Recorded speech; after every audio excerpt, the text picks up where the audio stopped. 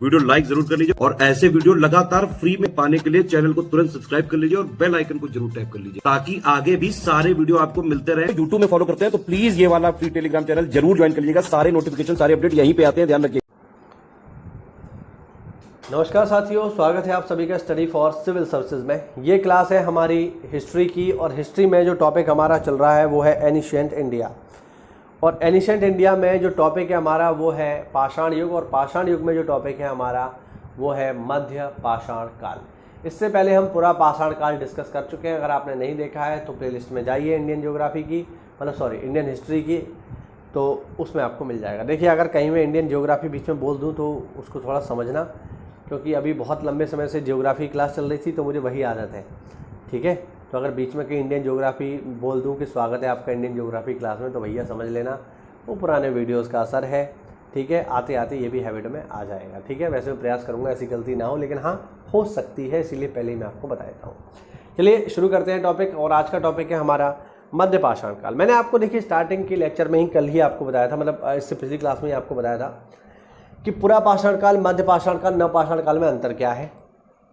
तो जो बेसिक अंतर है वो किसका है, वो है पत्थर के हथियार बनाने का। दूसरा बेसिक अंतर है कि पूरा पाषाण काल में इंसान खाद्य संग्राहक था, मध्य पाषाण काल में भी मानव खाद्य संग्राहक रहा, लेकिन नव पाषाण काल में वह खाद्य उत्पादक हो गया, ठीक है। आग का इस्तेमाल उसने शुरू किया, जानवरों को पालतू बनाया। तो इन्हीं आधारों पर यह विभाजन हमें देखने को मिलता है, ठीक है। मध्य पाषाण काल का अर्थ है कि पूरा पाषाण काल से स्थिति इसकी बेहतर है, अच्छे हथियार, पशुओं को पालना सीख गया और थोड़ा बहुत उसने अपने जीवन को सुधार लिया। देखो जरा, इसको बोलते हैं मीजोलिथिक। मीजोलिथिक शब्द दो शब्दों से मिलकर के बना है, मीजोज और लिथिक यानी पत्थर।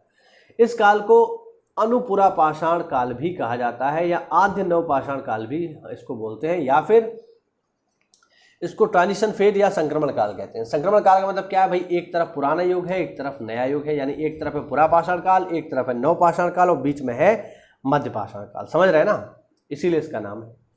भारत में मध्य पाषाण काल के विषय में जानकारी सर्वप्रथम 1867 में हुई, जब C.L. कार्लाइल, ध्यान रखना, C.L. कार्लाइल ने विंध्य क्षेत्र में लघु पाषाण उपकरणों की खोज की, ठीक है। मैंने लास्ट क्लास में आपको बताया था कि पूरा पाषाण काल की खोज किसने की है, और यहां पर हम देख रहे हैं मध्य पाषाण काल की खोज किसने की है। भारत में मानव अस्थिपंजर सर्वप्रथम मध्य पाषाण काल के ही प्राप्त हुए हैं। सूक्ष्म मुख्यतः मध्य पाषाण युग से संबंधित है। सूक्ष्माश्म का मतलब हुआ सूक्ष्म पत्थर के उपकरण, ठीक है, ध्यान रखना, सूक्ष्माश्म इन्हें बोलेंगे। मध्य पाषाण काल को संक्रमण काल माना जाता है, जैसा कि मैंने आपको बताया क्यों कहते हैं। गुजरात स्थित लंगनाथ से 14 मानव कंकाल मिले हैं। मध्य पाषाण कालीन महदहा, जो कि यूपी के प्रतापगढ़ में, ध्यान रखना, से हड्डी तथा सींग निर्मित उपकरण प्राप्त हुए हैं। डॉक्टर जयशंकर नारायण द्वारा लिखित पुस्तक पुरातत्व विमर्श में महदहा, सराय नाहर राय और दमदमा तीनों ही स्थलों से हड्डी के उपकरण तथा आभूषण पाए जाने का उल्लेख है। मध्य पाषाण कालीन पुरा स्थल महदहा से श्रृंग भृंग के छल्लों की माला का प्रमाण मिला है, ठीक है। मृग श्रृंग, ये मैंने कुछ गलत बोल दिया, मृग श्रृंग का मतलब हो गया मृग के जो सींग होते हैं, ठीक है, उसके जो सींग में छल्ले पड़ते हैं उसकी माला। आगे देखो, दमदमा में 41 मानव शवाधान प्राप्त हुए हैं। दमदमा उत्तर प्रदेश के प्रतापगढ़ जिले में स्थित मध्य पाषाण कालीन स्थल है। सराय नाहर राय से ऐसी समाधि मिली है जिसमें 4 मानव कंकाल एक साथ दफनाए गए हैं, यानी ये समूह समाधि का एक उदाहरण हो सकता है।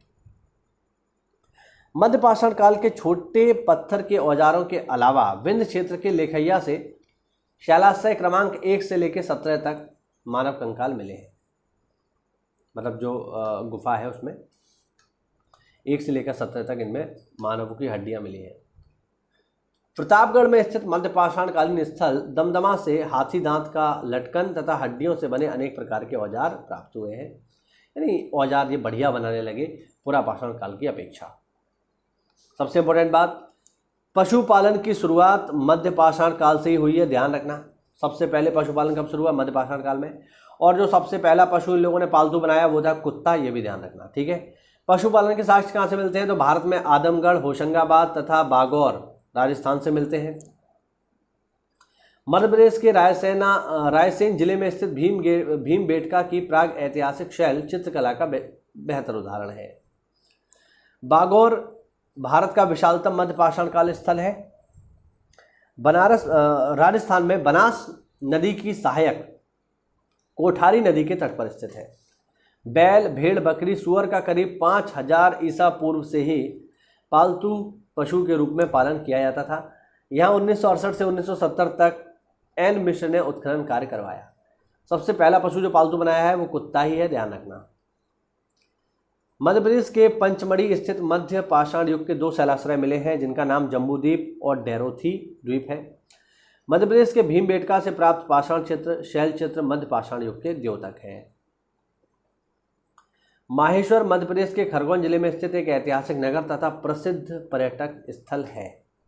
यहाँ नर्मदा नदी के किनारे बसा है।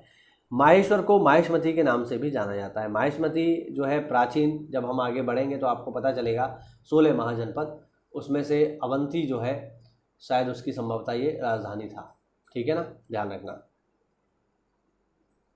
बलूचिस्तान में स्थित बलूचिस्तान में स्थित पुरा स्थल मेहरगढ़ से पाषाण संस्कृति को लेकर हड़प्पा सभ्यता तक के सांस्कृतिक अवशेष यहाँ से मिले हैं। बलूचिस्तान का मेहरगढ़, ध्यान रखना। ठीक। पालतू भैंस का प्राचीनतम साक्ष्य भारतीय उपमहाद्वीप में मेहरगढ़ से ही प्राप्त हुआ है।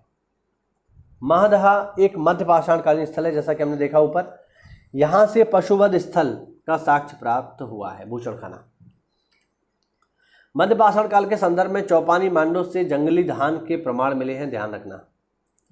यह स्थल इलाहाबाद जिले की मेजा तहसील में बूढ़ी बेलन नदी के बाएं तट पर मौजूद है। इस साइट को खोजने का श्रेय श्री बीडी मिश्रा को जाता है। पैसरा जो कि बिहार में है, प्राचीनतम झोपड़ियों के साक्ष्य यहाँ से मिले हैं। पैसरा मध्य पाषाण युग का पुरा स्थल है। इसकी खोज विदुला जायसवाल ने 1947 में की। ये यहाँ पर एक मैप है जिसमें जो महत्वपूर्ण मध्य पाषाणकालीन स्थल है इनके नाम दिए हुए हैं, देख लो। यहाँ पर देखो, ये है राजस्थान में गुजरात में लोटेश्वर और रतनपुरा, राजस्थान में बागौर, एमपी में आदमगढ़, यूपी में ये सब हैं। महदहा है, दमदमा है, सराय नाहरा है, लेखैया है, चौपानी मांडो है। बिहार में पैसारा है और इधर आपको ये पश्चिम बंगाल में मिलेगा वीरभानपुरा।